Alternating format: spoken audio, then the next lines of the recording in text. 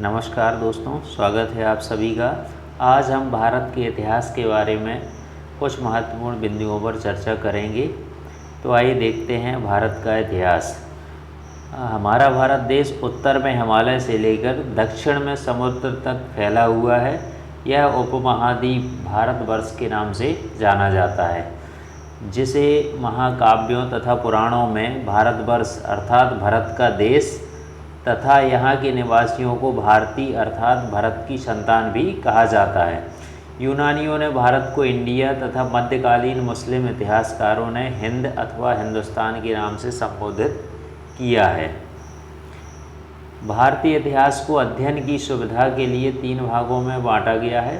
पहला है प्राचीन भारत, दूसरा मध्यकालीन भारत एवं तीसरा है आधुनिक भारत। तो भारतीय इतिहास को अध्ययन की सुविधा के लिए 3 भागों में बांटा गया है: प्राचीन भारत, मध्यकालीन भारत एवं आधुनिक भारत। सबसे पहले हम प्राचीन भारत के बारे में देखेंगे। तो प्राचीन भारतीय इतिहास के स्रोत क्या क्या हैं? प्राचीन भारतीय इतिहास के विषय में जानकारी मुख्यतः 4 स्रोतों से प्राप्त होती है: धर्म ग्रंथ, ऐतिहासिक ग्रंथ, विदेशियों का विवरण और पुरातत्व संबंधी साक्ष्य। प्राचीन भारतीय इतिहास के विषय में जानकारी हमें मुख्य 4 स्रोतों से प्राप्त होती है: धर्म ग्रंथों से, ऐतिहासिक ग्रंथों से, विदेशियों के विवरण से और पुरातत्व संबंधी साक्ष्यों से। तो धर्म ग्रंथ एवं ऐतिहासिक ग्रंथ से मिलने वाली महत्वपूर्ण जानकारी क्या है? भारत का सर्वप्राचीन धर्म ग्रंथ वेद है। भारत का जो सर्वाधिक प्राचीन धर्म ग्रंथ है वो क्या है? वेद है, जिसके संकलनकर्ता महर्षि कृष्णद्वैपायन वेद व्यास को माना जाता है। वेद का संकलन करता महर्षि कृष्णद्वैपायन वेद व्यास को माना जाता है। वेद वसुधैव कुटुंबकम का उपदेश देता है हमें। भारतीय परंपरा वेदों को नित्य तथा अपौरुषेय मानती है। वेदों की संख्या 4 है: ऋग्वेद, यजुर्वेद, सामवेद एवं अथर्ववेद। इन 4 वेदों को संहिता कहा जाता है। इन 4 वेदों को क्या कहा जाता है? संहिता कहा जाता है। सबसे पहले हम ऋग्वेद के बारे में देखेंगे। तो ऋग्वेद ऋचाओं के क्रमबद्ध ज्ञान के संग्रह को ऋग्वेद कहा जाता है। ये ऋग्वेद की परिभाषा होगी। ऋचाओं के क्रमबद्ध ज्ञान के संग्रह को ऋग्वेद कहा जाता है। इसमें 10 मंडल, 1028 सूक्त, बालखिल्य पाठ के 11 सूक्तों सहित एवं 10,462 ऋचाएँ हैं। तो ऋग्वेद ऋचाओं के क्रमबद्ध ज्ञान को हम ऋग्वेद कहते हैं। एवं इसमें 10 मंडल हैं, 1028 सूक्त एवं 10,462 ऋचाएँ हैं। इस वेद के ऋचाओं के पढ़ने वाले ऋषि को होत्र कहते हैं। इन वेद की जो ऋचाओं को पढ़ने वाले ऋषि हैं उन्हें होत्र कहते हैं। इस वेद से आर्य के राजनीतिक प्रणाली एवं इतिहास के बारे में जानकारी भी मिलती है। ऋग्वेद से हमें आर्यों की राजनीतिक प्रणाली एवं इतिहास के बारे में जानकारी मिलती है। विश्वामित्र द्वारा रचित ऋग्वेद के 3रे मंडल में सूर्य देवता सावित्री को समर्पित प्रसिद्ध गायत्री मंत्र भी दिया गया है। विश्वामित्र द्वारा रचित ऋग्वेद के 3रे मंडल में सूर्य देवता सावित्री को समर्पित प्रसिद्ध गायत्री मंत्र। इसके 9वें मंडल में देवता सोम का भी उल्लेख किया गया है। एवं इसके 8वें मंडल की हस्तलिखित ऋचाओं को खिल कहा जाता है। ऋग्वेद की जो 8वें मंडल की हस्तलिखित ऋचाएँ हैं उन्हें खिल कहा जाता है। चातुर्वर्ण समाज की कल्पना का आदि स्रोत ऋग्वेद के 10वें मंडल में वर्णित पुरुष सूक्त है, जिसके अनुसार 4 वर्ण ब्राह्मण, क्षत्रिय, वैश्य तथा शूद्र, ये 4 वर्ण ऋग्वेद में बतलाए गए हैं। ब्राह्मण, क्षत्रिय, वैश्य तथा शूद्र आदि पुरुष ब्रह्मा के क्रमशः मुख, भुजाओं, जंघाओं और चरणों से उत्पन्न हुए हैं। हमें यहाँ ध्यान देने वाली बात है, धर्मसूत्र 4 प्रमुख जातियों की स्थितियों, व्यवसायों, दायित्वों, कर्तव्यों एवं विशेषाधिकारों में स्पष्ट विभेद करता है।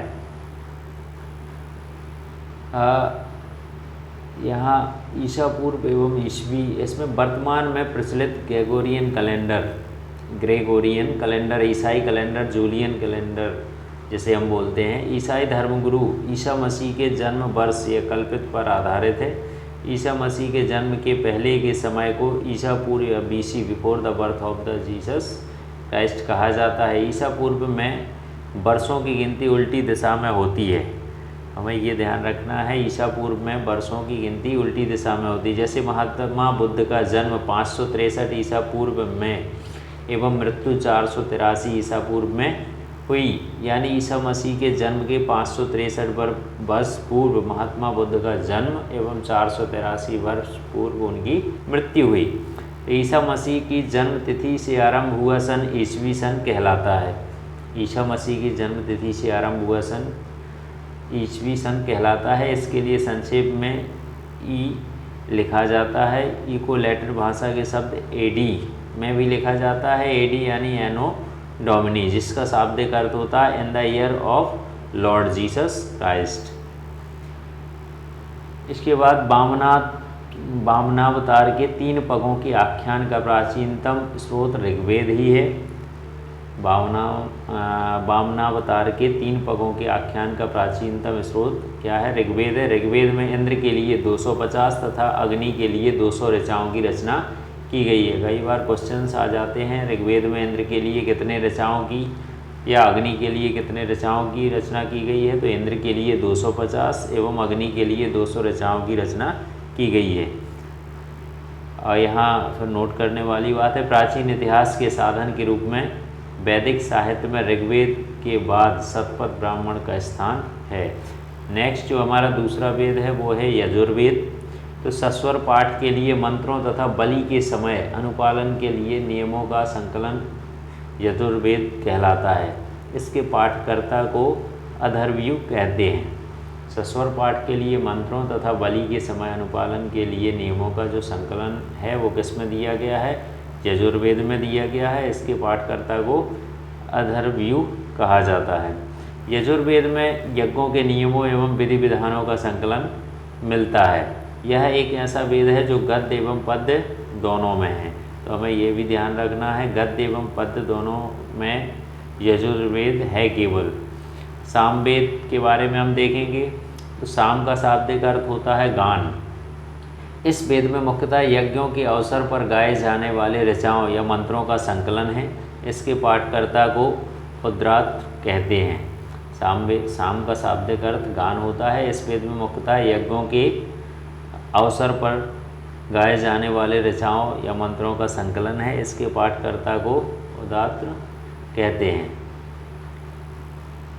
इसे भारतीय संगीत का जनक भी कहा जाता है। चूँकि यजुर्वेद तथा सामवेद में किसी भी विशिष्ट ऐतिहासिक घटना का वर्णन नहीं मिलता है, हमें ये भी ध्यान रखना है। यजुर्वेद तथा सामवेद में किसी भी ऐतिहासिक घटना का वर्णन नहीं मिलता है। सामवेद को भारतीय संगीत का जनक कहा जाता है। ये क्वेश्चन भी कई बार पूछा जा सकता है। इसके बाद है अगला, अथर्व ऋषि द्वारा रचित इस वेद में कुल 731 मंत्र तथा लगभग विष्णु पुराण मौर्य वंश 6000 के आसपास पद्य दिए गए हैं। इसके कुछ मंत्र मत्स्य पुराण, आंध्र सातवाहन ऋग्वैदिक मंत्रों से भी प्राचीनतर वायु पुराण गुप्त वंश है। अथर्ववेद कन्याओं के जन्म की निंदा करता है। अथर्ववेद कन्याओं के जन्म की निंदा करता है। ऐतिहासिक दृष्टि से अथर्ववेद का महत्व इस बात में है कि इसमें सामान्य मनुष्यों के विचारों तथा अंधविश्वासों का विवरण मिलता है। ऐतिहासिक दृष्टि से अथर्ववेद का महत्व क्या है कि इसमें सामान्य मनुष्यों के विचारों तथा अंधविश्वासों का विवरण मिलता है। नेक्स्ट है पृथ्वी सूक्त अथर्ववेद। पृथ्वी सूक्त अथर्ववेद का प्रतिनिधि सूक्त माना जाता है। पृथ्वी सूक्त अथर्ववेद का प्रतिनिधि सूक्त माना जाता है। इसमें मानव जीवन के सभी पक्षों, गृह निर्माण, कृषि की उन्नति, व्यापारिक मार्गों का गाहन या खोज, रोग निवारण, समन्वय, विवाह तथा प्रणय गीतों, राजभक्ति, राजा का चुनाव, बहुत से वनस्पतियों एवं औषधियों, साप, वशीकरण, प्रायश्चित, मातृभूमि, महात्मा आदि का विवरण दिया गया है। कुछ मंत्रों में जादू टोने का भी वर्णन है। अथर्ववेद में परीक्षित को कुरुओं का राजा कहा गया है तथा कुरु देश की समृद्धि का सबसे अच्छा चित्रण भी इसी में मिलता है। इसमें सभा एवं समिति को प्रजापति की 2 पुत्रियां कहा गया है। सबसे नोट करने वाली बात है यहाँ, सबसे प्राचीन वेद ऋग्वेद और सबसे बाद का वेद अथर्ववेद है। हमें ये ध्यान रखना है, सबसे प्राचीन वेद ऋग्वेद एवं सबसे बाद का वेद अथर्ववेद है। वेदों को भली भांति समझने के लिए 6 वेदांगों की रचना हुई।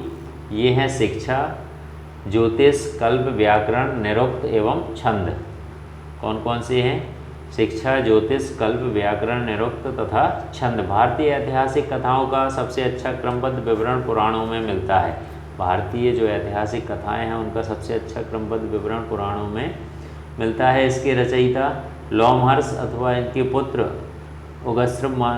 उग्रश्रवा माने जाते हैं। इनकी संख्या 18 है, जिनमें से केवल 5 मत्स्य, वायु, विष्णु, ब्राह्मण एवं भागवत में ही राजाओं की वंशावली पाई जाती है। 18 पुराणों में से केवल 5 मत्स्य पुराण, वायु पुराण, विष्णु पुराण, ब्राह्मण एवं भागवत में ही राजाओं की वंशावली के बारे में दिया गया है।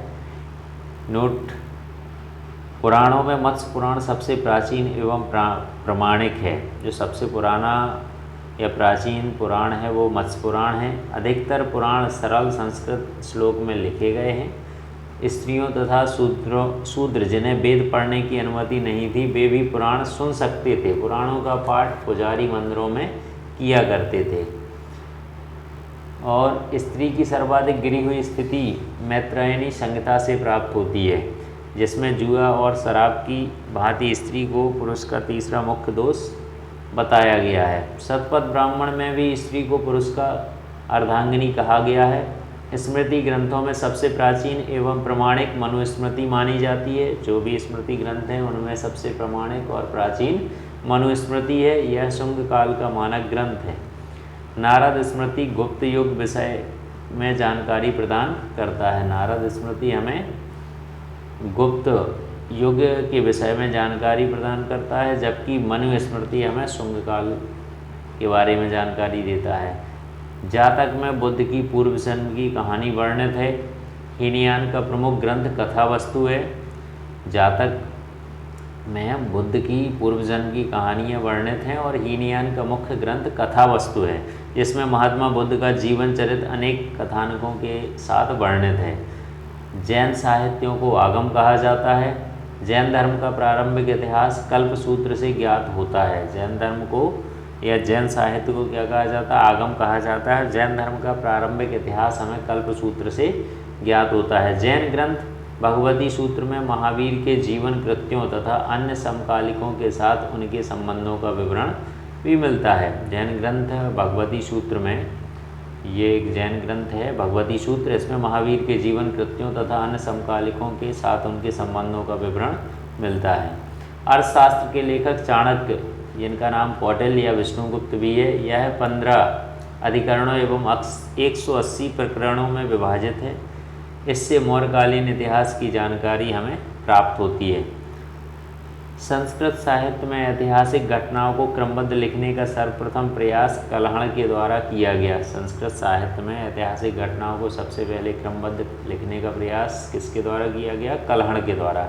कल्हण द्वारा रचित पुस्तक राजतरंगिणी है, जिसका संबंध कश्मीर के इतिहास से है। कल्हण के द्वारा रचित पुस्तक कौन सी है? राजतरंगिणी, जिसका संबंध कश्मीर के इतिहास से है। अरबों की सिंध विजय का वृतांत चचनामा, उसके लेखक अली अहमद हैं, इसमें सुरक्षित है। अरबों की सिंध विजय का वृतांत चचनामा, जिसके लेखक अली अहमद हैं, इसमें सुरक्षित है। अष्टाध्यायी संस्कृत भाषा व्याकरण की प्रथम पुस्तक, जिसे माना जाता है अष्टाध्यायी को संस्कृत भाषा व्याकरण की प्रथम पुस्तक भी कहा जाता है। इसके लेखक पाणिनि हैं। इसमें मौर्य के पहले का इतिहास तथा मौर्य युगीन राजनीतिक अवस्था की जानकारी प्राप्त होती है हमें। कात्यायन की गार्गी संहिता एक ज्योतिष ग्रंथ है। फिर भी इसमें भारत पर होने वाले यवन आक्रमण का उल्लेख मिलता है। पतंजलि पुष्यमित्र शुंग के पुरोहित थे। महर्षि पतंजलि पुष्यमित्र शुंग के पुरोहित थे। इनके महाभाष्य में शुंगों के इतिहास का पता चलता है।